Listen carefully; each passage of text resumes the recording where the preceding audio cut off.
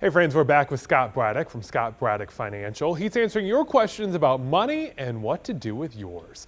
Scott, a minute ago you mentioned retirement. I think that hit a nerve with people because we got a bunch of questions here about that. One that someone wanted to know is, should we put off retirement because inflation is so high right now? Well, again, the right answer there, Ben, is it depends. Everyone's in a unique situation when it comes not only to their finances and how great of a job they've done at saving or potentially how poor they did at saving, but also we have this whole idea of what is your unique vision of retirement? What are you going to retire to when you voluntarily retire yourself from employment? All of that paints a much larger picture that you need to be able to define the little details along the path, especially if we're going to be retired maybe 30 or 40 years.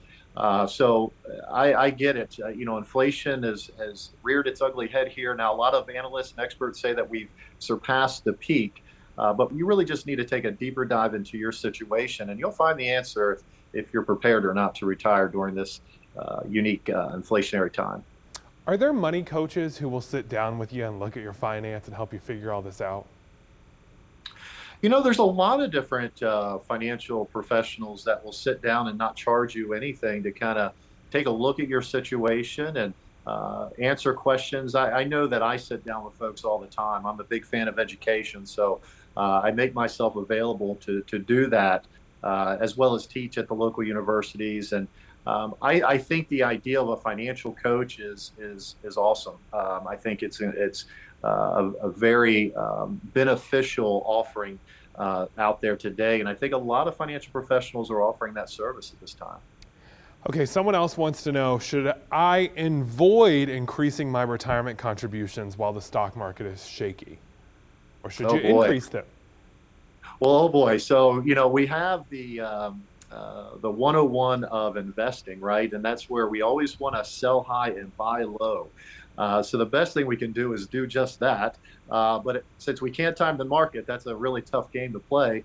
The best thing that we can do is take advantage of dollar cost averaging. Make sure that you are continuously investing money if you're planning to retire one day and that's important to you. We definitely want to take advantage of the ups and the downs and the in-betweens when it comes to the stock market. And the best way to do that is consistently put money away for your future. Should you be ramping that up as you get older? I think it's always a great idea to invest more. We really should be at least at 12 to 15% of our income. Ooh, Always extra. 15%? There's a lot It, of people thinking, I can't make my bills. How do I invest 15%? I get it, and that can be tough for folks. But I do sit down with a lot of people, and I can tell you that there's a lot of folks out there doing that. But I also get it. Not everyone can do that. So really, the only answer there is to do what you can. Create a budget, take a look at how you're spending money, see how you can cut back on some unnecessary expenditures, if there are any. But by paying attention, that's the best way you can find ways to cut back and save more of your hard-earned money. And why do you want to do that sooner rather than later? Well, it's very important to really give yourself enough time to prepare for retirement. I mean, really, it's a huge goal to achieve. If you plan to work 30 some odd years, that is the trophy at the end of it all, right?